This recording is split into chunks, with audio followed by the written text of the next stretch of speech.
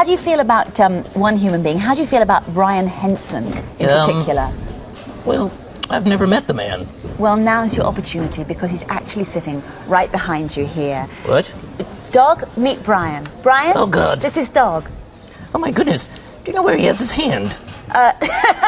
This is very embarrassing. Well, if you can try and make yourself comfortable. Well, you come back there. Thank you, Dog. Welcome, Brian. Hi. It's great to have you on Going Live. When you watched your father developing, Jim Henson developing Muppets into sort of a global success, did you always think you'd work in the same area? Well, I was always very excited by it, and I was a puppeteer from as long as I can remember, mostly marionettes when I was a young kid. I went through a spell in high school where I thought I would be an astrophysicist.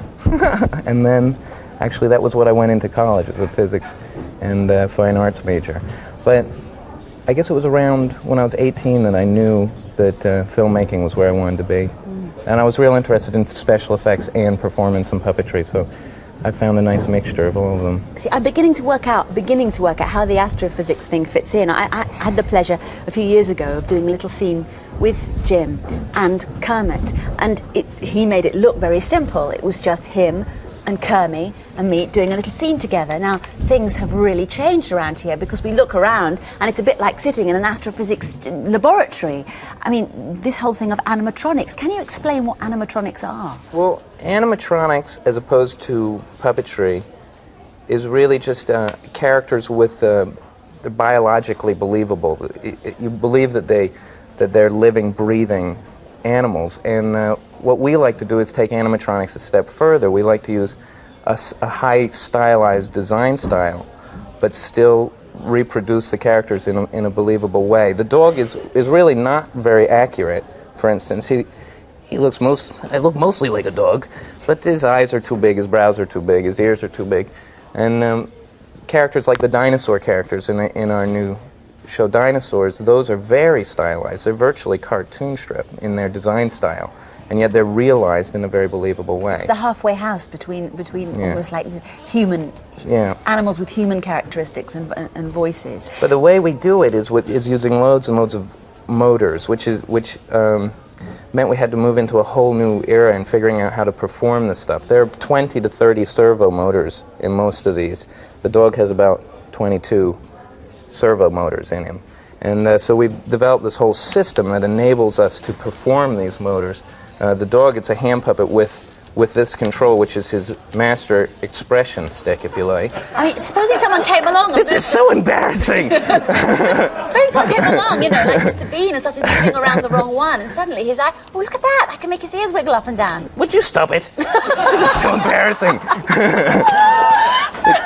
But you see, it's a wonderful. What it is, it's all very complex, but it's eyes going. We've used the technology to simplify the actual performance to give a real nice effect, but from one performer or two performers. You say one or two performers. I know that didn't you take part? You were part of Audrey 2 in Little Shop of Horrors. Yeah, well, that was before we developed this system. Yeah, how many people were working? Sometimes it takes several people, doesn't it? We had 85 puppeteers at one point working Audrey 2.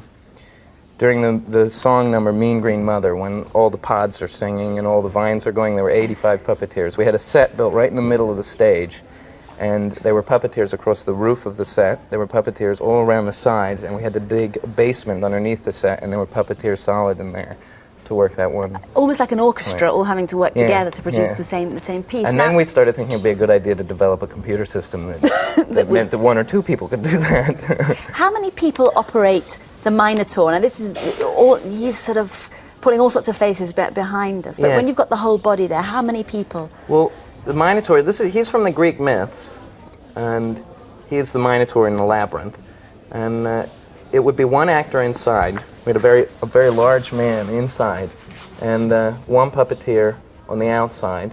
Actually, I did this, performing the face. And the combination of the two gives you the whole. But what's nice is, again, there's about 20 movements in there, and yet it only takes one puppeteer to control them. you're still having to work very closely all together, though, working as one creature, I suppose. Well, absolutely, but when there's 2 people, it's a lot easier than when there's 10 or 12. Also, Or he does 85. an awful lot on his own. Does he speak? No, he doesn't. He's doesn't more have- beast than man, so he Right. doesn't actually. He's meant to be half bull, half man, but he can't actually speak. What I'd like to do now is Unlike him. unlike our And I friend can down always here. speak. I always have something to say. Can we look at 4 other vocal characters now? They're great friends of yours. Yes, I assume you're referring to my amphibious friends. That's right. Here they are in trouble and in action, the turtle. And here is Michelangelo. Well, his head at least. Hey, cowabunga, dudes. I didn't actually puppeteer this guy. This is a very complex animatronic head that was used in Ninja Turtles. This is Michelangelo. And again, this is the computer controls are back here. The puppeteer works the mouth with a control that's like a hand puppet here.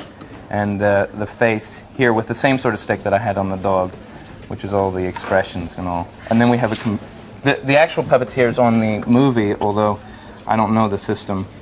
I haven't used the system recently, so it's a bit complicated. This is a face-reading rig that actually reads a lip sync off of the puppeteer's face. The puppeteer would wear this to give the lip shapes to the turtle. And so the actor inside who's wearing the head and being the body of the turtle never says a word. No, he's basically miming the part. And then he and the puppeteer is not linked by any cables. It's completely cordless, so the turtles are just like actors out there in front of the camera. The puppeteer would be working this and would have a sound link to the actor on the inside. So they're on a permanent phone link, a 2-way connection, so they can always talk to each other. And the puppeteer does the voices. So if you just have a can I have a go at this? Yeah. So that's his.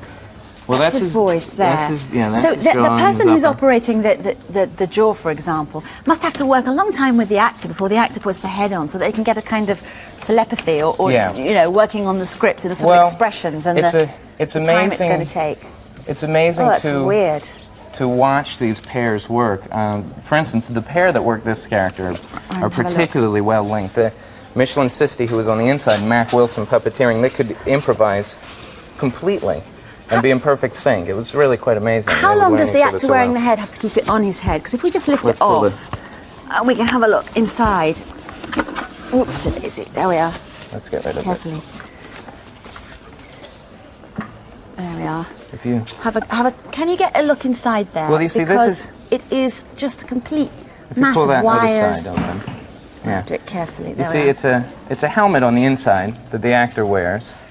That padded section actually sits against his upper forehead. All of the motors and all are mounted around the outside of the helmet, and it's air conditioned in there. And there's a phone link going to the puppeteer. It looks quite a mess, but it's actually not that heavy. And well, Well, actually, it is only a few pounds. How but long would he spend though, the actor, with that on his head doing the scene? he would spend as long as 6 or 7 hours in the suit, and he could take this head off it between every take. But even then, some of them would just leave it on for a couple hours at a run, because they actually got to the point where they were very comfortable inside them. The rest of the unit would mount inside their shell. Of course, you have another Handy chance. having You a have another shell. chance to have a look at the whole Ninja 2 film, don't we? Ninja Turtles 2, because next the week, video coming next out. week the video is coming out it'll be available to rent in shops. So What does it feel like having multi-channel domination on a Sunday afternoon on British television? Because you've got the Greek It's a bit myths unusual, going out on yeah. Channel 4, and you've got dinosaurs going out on ITV. on, yeah. on ITV. Whose idea was the dinosaurs? Dinosaurs was originally my father's idea, What do you about think 4 he'd- years ago. What do you think he'd have thought about the way the series has turned out? Well, I think I know he'd be very proud of it. I'm not entirely sure if it's exactly what he would have done, but I know he would enjoy it. We're all real proud of it, but perhaps we went a bit more technological than originally we were planning on doing. Those are really sophisticated. They're more sophisticated than the turtles, the dinosaurs. You're terrific. I love them. That's why I've got dinosaurs on my shirt, in honour of the dinosaurs. We've got the dinosaurs over here as part of your prize. You brought in a whole range of prizes, Brian, if you'd like to just sort of whip through Yeah, them. what have we got? What exactly are the prizes? We've got Secret of the Ooze t-shirt, Of Muppets and Men, this is a great book, which was the original documentary book behind the scenes of the Muppet Show, and it's quite a collector's item now. Let me come over here. We and then have we've got The Secret of the Ooze, Teenage Mutant Ninja Turtles 2 videotapes. Fabulous poster. Album, Dinosaurs poster. There we are. And also, we have another prize, which we couldn't get ready for today because it is being made as we speak, isn't it? Yes, that's right. We're making a statue. It's the original design of Earl Sinclair, this fella, who we originally, when we first design our characters, we sculpt them in miniature about this big. And we have a statuette of the original design of Earl that we're preparing. So the winner will ready get all next those week. prizes, plus the statue of Earl. What's the question? Oh, yes, I'm meant to remember this, but of course I can't. Do you want me to make one No, up? no. On the I've got spur it of the here. moment? I was given it. Oh, no, of course it is. What famous British female singer wrote a song for Secret of the Ooze?